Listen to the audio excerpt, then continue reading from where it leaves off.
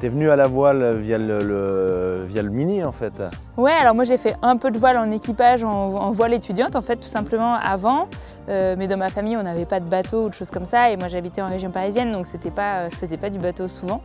Et en fait, c'est en rencontrant mon mari qui lui préparait la Mini Transat 2013 que j'ai découvert cet univers-là de la course au large. Et puis j'ai aussi découvert pas seulement le fait de naviguer, mais le fait de préparer un bateau, les chantiers, qu'est-ce que c'est de bricoler sur un terre-plein pendant des jours et des jours, de poncer pendant tout l'hiver. Enfin, tout ça, mine de rien, ça fait partie de la vie d'un bateau. Et ça m'a plu aussi en fait, d'être capable de voir un bateau dans sa globalité et pas seulement sur l'aspect je hisse les voiles et je navigue. Et voilà. Mais c'est vrai que c'est par la Mini Transat que j'ai été accrochée à cette passion-là. Quand on compare un projet Mini Transat avec un projet Vendée Globe, est-ce que ça t'arrive d'être nostalgique? Nostalgique peut-être pas, mais c'est sûr que la Mini, ça reste En fait, ce qui est super chouette avec un petit bateau de 6,50 m, c'est que tu as un sentiment de liberté qui est énorme.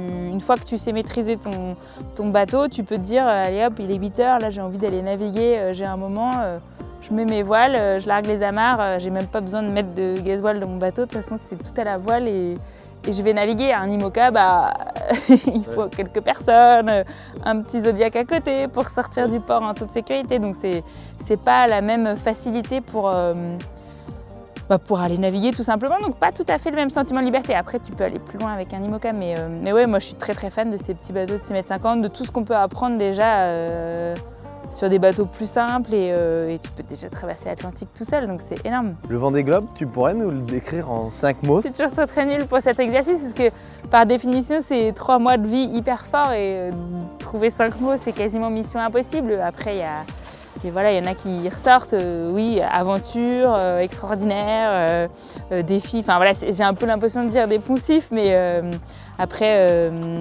ouais, contemplation, beaucoup, ça c'est quelque chose moi qui m'a beaucoup marqué, et des pleurs, beaucoup de pleurs, mais parce qu'il y avait des pleurs de joie et des pleurs de détresse, il y avait un peu des deux pour moi pendant 3 mois. Mais non, voilà, là j'ai dit 5 mots, mais ça pourrait être 5 autres. Et puis le sixième, ce serait à refaire. À refaire, voilà, ça c'est un peu deux. Mais c'est tellement riche comme expérience et tellement varié, et il se passe tellement de choses en 3 mois, on a l'impression de vivre 10 ans de vie que ça serait réducteur de choisir seulement 5 mots.